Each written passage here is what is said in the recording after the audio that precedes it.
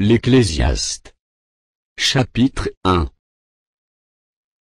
Parole de l'Ecclésiaste, fils de David, roi de Jérusalem. Vanité des vanités, dit l'Ecclésiaste, vanité des vanités, tout est vanité. Quel avantage revient-il à l'homme de toute la peine qu'il se donne sous le soleil? Une génération s'en va, une autre vient, et la terre subsiste toujours. Le soleil se lève, le soleil se couche, il soupire après le lieu d'où il se lève de nouveau. Le vent se dirige vers le midi, tourne vers le nord, puis il tourne encore, et reprend les mêmes circuits. Tous les fleuves vont à la mer, et la mer n'est point remplie, il continue à aller vers le lieu où il se dirige. Toutes choses sont en travail au-delà de ce qu'on peut dire, l'œil ne se rassasie pas de voir, et l'oreille ne se lasse pas d'entendre. Ce qui a été, c'est ce qui sera, et ce qui s'est fait, c'est ce qui se fera, il n'y a rien de nouveau sous le soleil.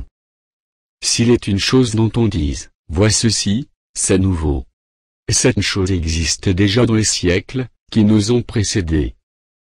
On ne se souvient pas de ce qui est ancien, et ce qui arrivera dans la suite, ne laissera pas de souvenir chez ceux qui vivront plus tard.